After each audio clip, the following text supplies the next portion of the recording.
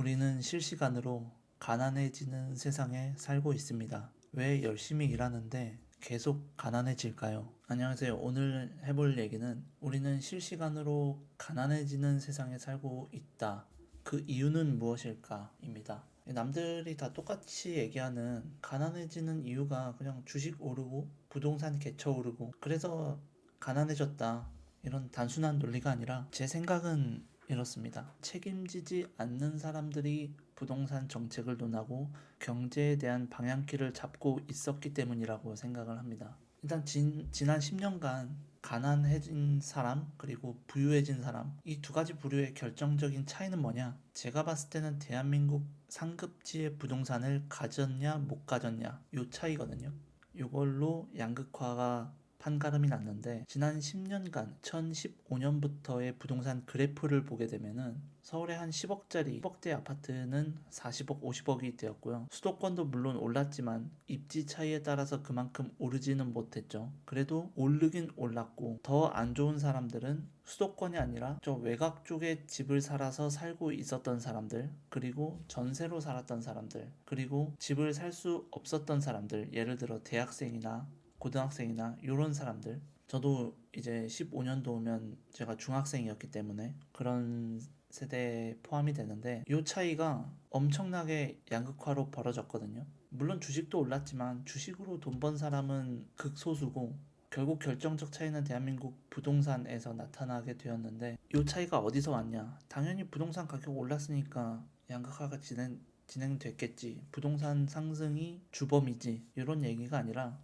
제가 생각했을 때는 부동산 가격이 상승해도 이를 책임지지 않는 사람들이 부동산 정책을 논하고 경제에 대한 방향키를 잡고 있었기 때문이라고 생각을 합니다. 이 이유가 일단 지금 세상에 돈이 너무 많이 풀렸잖아요. 대한민국에도 돈이 엄청나게 많이 풀렸는데 돈이 풀리면서 당연히 요즘에는 지나가던 아이도 아는 사실이 부동산 가격 올라가고 주식 가격 올라가고 자산 가격은 계속 상승한다. 이 논리를 요즘 모르는 사람은 없잖아요.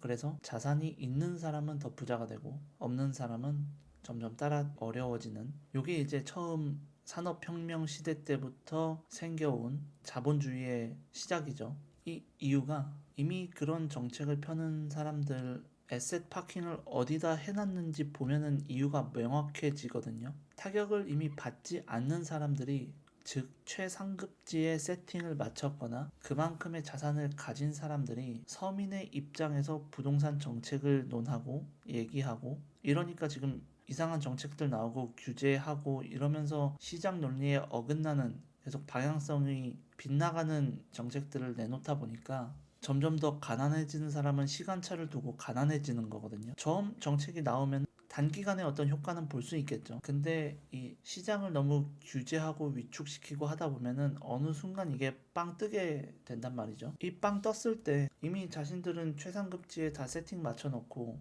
자산 다 가지고 있고 달러 있고 뭐 자녀들 해외에서 공부하고 이러고 있는 사람들인데 자산 올라가면 이 사람들은 오히려 수혜를 받는 사람들이지 피해를 보는 사람들이 아니잖아요. 이러면서 정책을 펼 때는 서민의 입장에서 임대차 연장 4년까지 전세를 살게 할 수 있게 되었죠. 이거 뭐예요? 처음 4년 살 땐 좋아요. 근데 4년 이후에 어떻게 할 거야? 4년 이후에 전세가가 이만큼 올라갔는데 사람들은 더 직주근접이 멀리 갈 수밖에 없는 동네로 이동할 수밖에 없는 거거든요. 똑같은 위치에 다시 계약을 하려면 돈이 더 필요하기 때문에 아니면 한 달에 돈을 더 내야 되기 때문에 실질 구매력이 계속 감소하는 거죠. 그리고 그 와중에 돈은 계속 풀리고 통화량이 늘어나는 속도가 내 월급의 증가분을 훨씬 더 압도하기 때문에 절대 따라잡을 수가 없는 거거든요. 그래서 물가 떡상하고 사람들은 실질 임금이 감소하기 때문에 더 이상 월급으로는 답이 없는 세상이다. 그래서 돈 벌면 오른 물가로 인해서 돈이 또 빠져나가고 이게 자산 격차가 계속 벌어지고 지금 이런 상황이거든요. 이런 상황에서도 계속 돈 풀고 추경하고 뭐 처음에는 뭐 돈 받으면 좋겠죠. 근데 지금 2015년도와 지금 2026년도 부동산 그래프를 보면은 10년이라는 시간차를 두고 봤을 때 어떻게 다가왔을지는 지금 역사적으로 명백히 보여주고 있는 거죠. 그래서 그 한국 사회에서의 어떤 삶의 공식 같은 게 있잖아요. 첫 번째 대학. 그다음에 취업, 결혼, 출산 요 네 가지가 어떻게 보면 한국 사회에서 큰 틀로 봤을 때 큰 퀘스트라고 볼 수 있는데 제가 봤을 때는 이미 출산은 퀘스트가 아니에요. 이미 옵션의 영역이어서 결혼한 사람들도 아예 안 가진다. 이런 사람들도 많고 결혼해도 아이를 가지냐 안 가지냐 요건 그냥 그 옵션 같은 역할이고 그렇다면 크게 보면 세 가지인데 대학, 취업, 결혼 요 세 가지잖아요.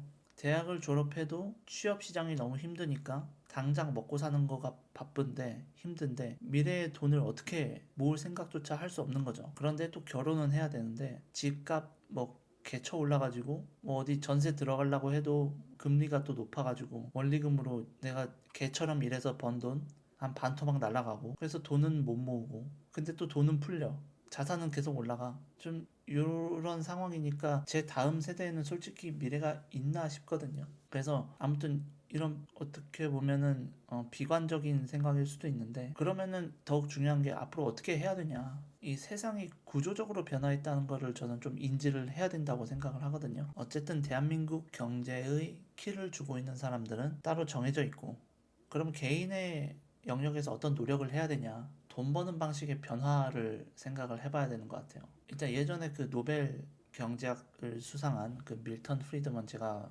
좋아하는 경제학자인데 이분이 시스템을 이해하지 못하면 그 시스템의 희생자가 된다라는 말을 했거든요. 그래서 노동소득으로서 어떻게 읽어가지고 자산을 획득해서 포지션을 늘리겠다 하는 거는 제가 봤을 때는 이 구조를 100% 이해했다고 보기는 힘들 것 같아요. 산업화 시대의 공식으로 생각이 되고 지금은 무조건 투트랙으로 가야 되는데 첫 번째는 이제 노동소득을 하면서 열심히 원화 채굴을 해요. 9 to 6 해가지고 주말 출근하고 뭐하고 해가지고 원화를 좀 빡세게 모아가지고 이거를 빨리 치환할수록 좋습니다. 이게 지금 돈이 너무 많이 풀리고 자산 시장도 가끔씩 하락이 올 수 있겠지만 그래도 길게 보면 롱이 유리하기 때문에 자산으로 빨리 치환을 해가지고 이 두 가지를 이 한 가지를 돌리고 또 다른 한 가지는 노동소득 외에 다른 수입을 만들 수 있는 거를 찾아야 된다고 생각을 하거든요. 예를 들어서 제가 찍고 있는 유튜브라든가 이것도 근데 엄청 공을 들여야 되고 시간이 오래 걸리겠죠. 시간이 걸리더라도 꾸준히 해야 되는 거라고 생각을 합니다. 저희가 대학교도 4년 동안 공부를 하잖아요. 유튜브도 한 4년 하면은 뭔가 이 가시적인 결과가 나올 수 있지 않을까라고 저는 생각을 합니다. 그래서 예전에는 열심히 일해가지고 돈 벌어서 집 사고 이게 됐지만 지금은 이 경제 구조가 바뀌었기 때문에 자산이 돈을 버는 시대로 넘어왔기 때문에 이 투 트랙을 무조건 가져가야 된다. 이 하나 노동소득을 굴려서 자산으로 치환한다. 요 한 가지 트랙으로는 조금 내가 엄청난 아웃퍼폼을 내지 않는 이상 조금 힘들 수 있다라고 생각을 합니다. 그래서 그 외에 또 소득을 하나 만들어 줘야 되고 이 투 트랙의 톱니바퀴가 맞물려져 굴러가야지 이 세상을 구조적으로 좀 이해하고 따라잡을 수 있다고 생각을 해요. 그래서 그리고 또 한 가지 중요한 거는 이 자산 형성 과정에서 무조건 레버리지를 껴야 된다. 대한민국은 전세라는 레버리지가 있잖아요. 그게 아니더라도 주택을 매입할 때 대출을 껴서 주택 매입을 하고 원화가 지금 풀리는 속도가 너무 빠르기 때문에 장기 시계열로 봤을 때 원화 부채를 시간으로서 녹이는 그런 작업이 좀 필요하다. 이렇게 생각을 합니다. 그래서 오늘은 왜 열심히 일하는데 실시간으로 가난해질까? 이 주제에 대해서 제 생각을 얘기를 해봤고 그 결과는 근본적인 원리는 이거에 상관없는 사람들이 경제를 좌지우지하기 때문이다 라고 생각을 합니다. 그래서 개인이 어떤 노력을 해야 되는가에 대해서 제 생각을 얘기를 해봤고요. 다음에는 또 다른 주제로 얘기를 해보도록 하겠습니다. 감사합니다.